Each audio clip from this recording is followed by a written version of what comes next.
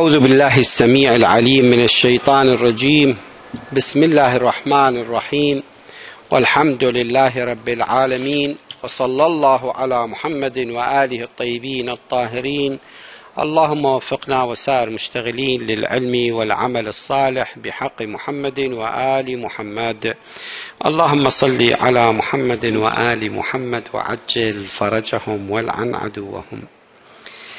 قال الإمام زين العابدين صلوات الله وسلامه عليه: كلكم سيصير حديثا، كلكم سيصير حديثا، من استطاع أن يكون حديثا حسنا فليفعل، من استطاع أن يكون حديثا حسنا فليفعل. إن المعرفة بكمال دين المسلم، إن المعرفة بكمال دين المسلم تركه الكلام فيما لا يعنيه، تركه الكلام فيما لا يعنيه، وقلة مرائه، وقلة مرائه وحلمه وصبره وحسن خلقه.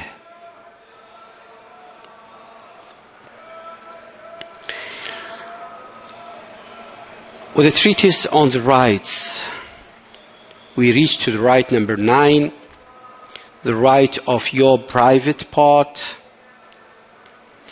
Look for how great that Al-Imam Zayn al-Abidin Salamullahi alayh,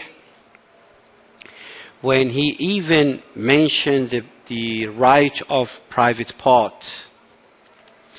And from this right, the scholars have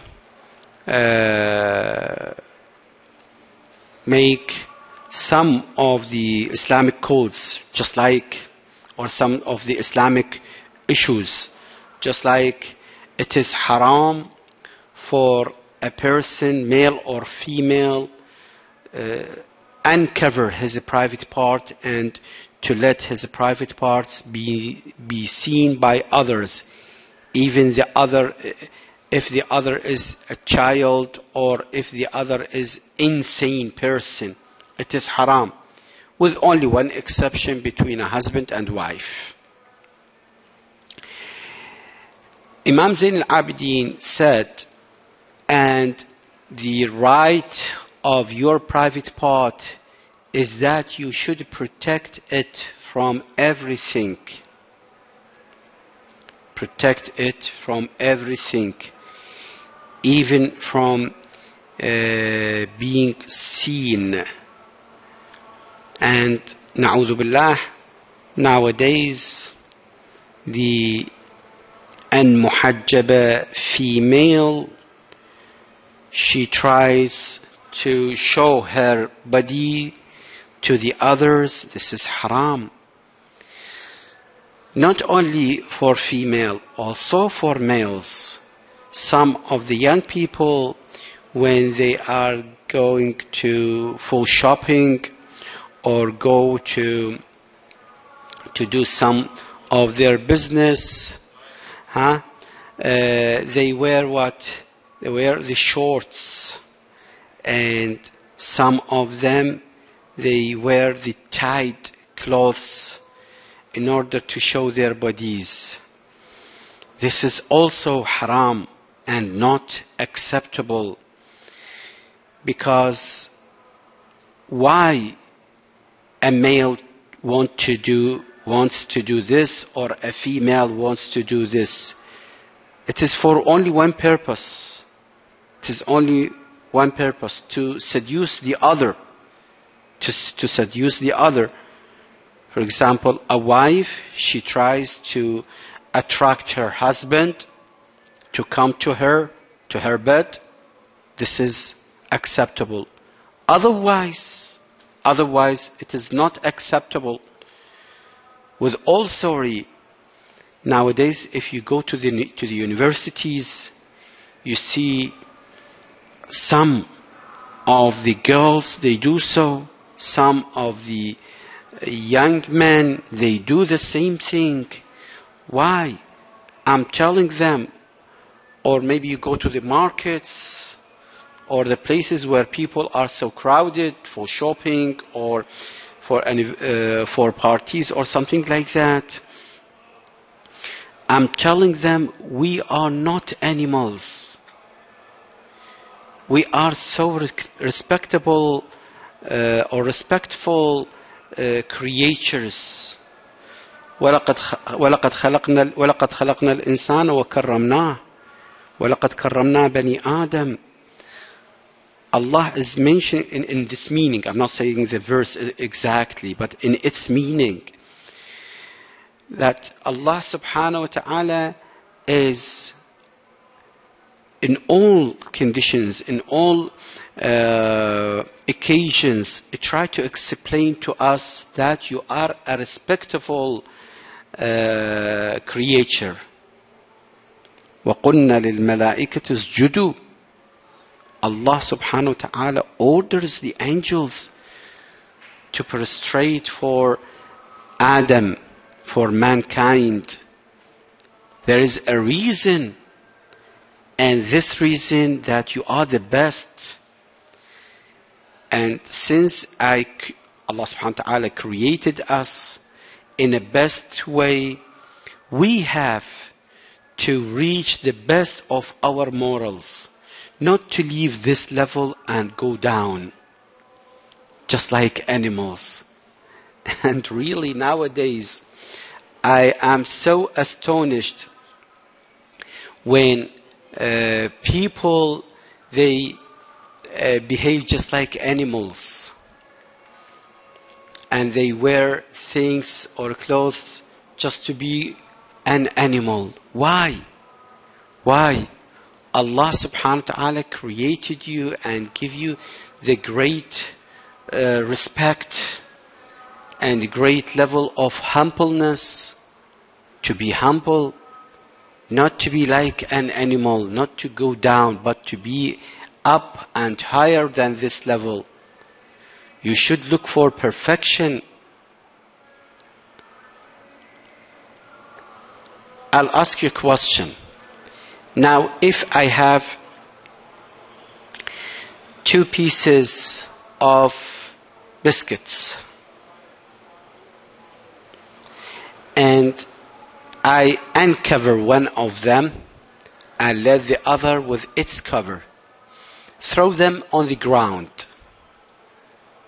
I throw them, both of them, on the ground, and I ask each one of you to choose one and eat it. All of you, definitely you are going to choose which one? The covered one, not the uncovered one.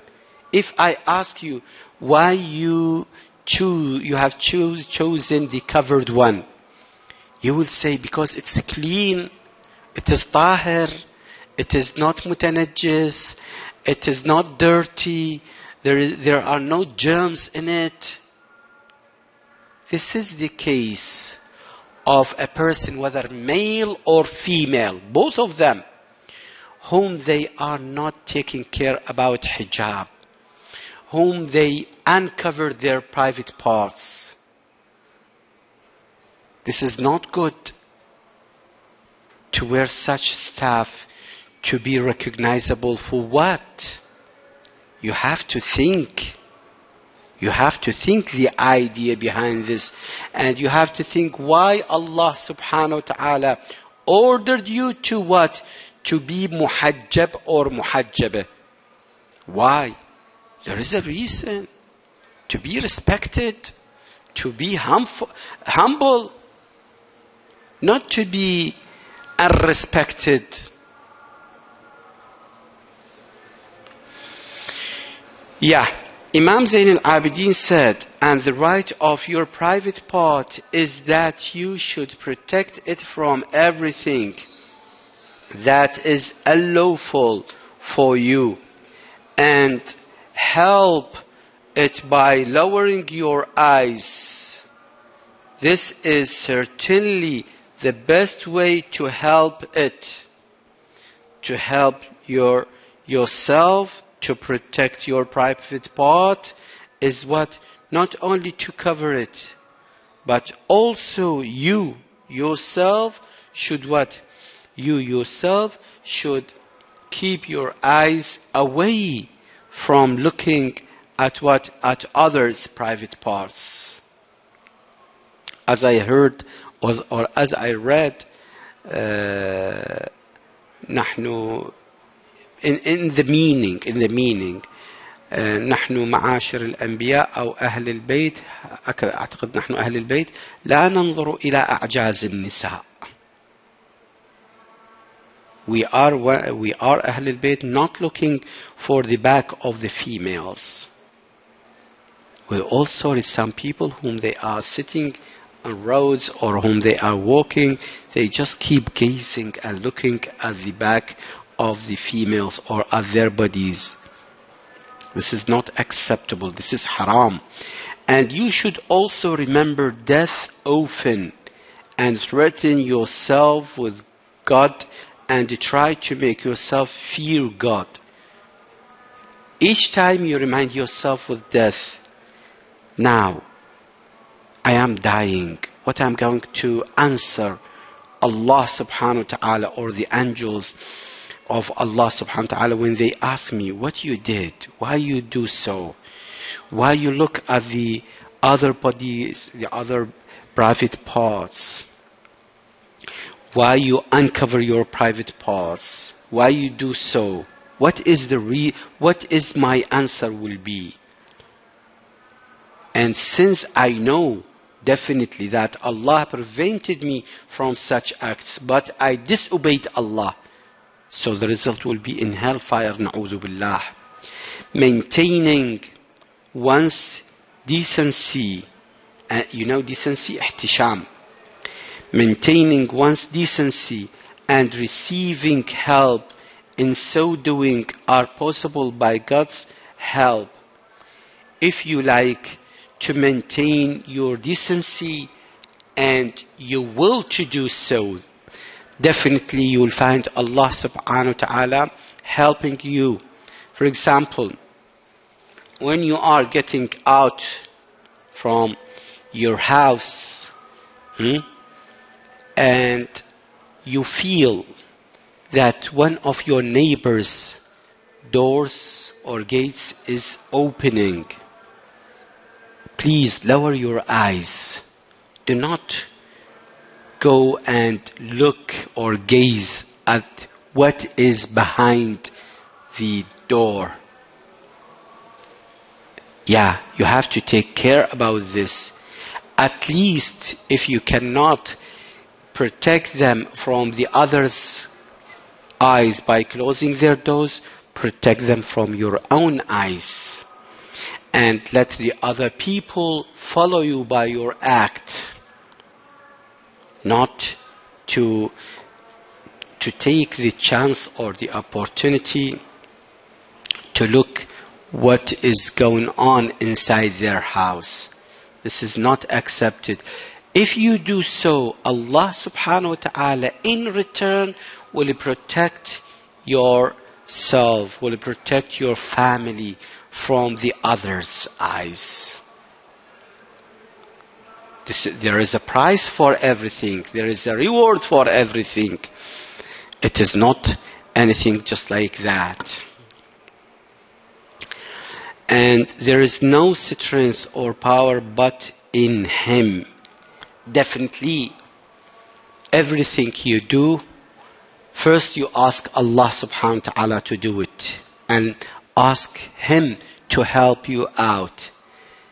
If you do so, and if you keep asking Allah subhanahu wa ta'ala in every single details, even if you ask Him, for example, to do or to commit a sin, la samahallah, but it is your habit, you get used to ask Allah for all incidents, for all activities of your own.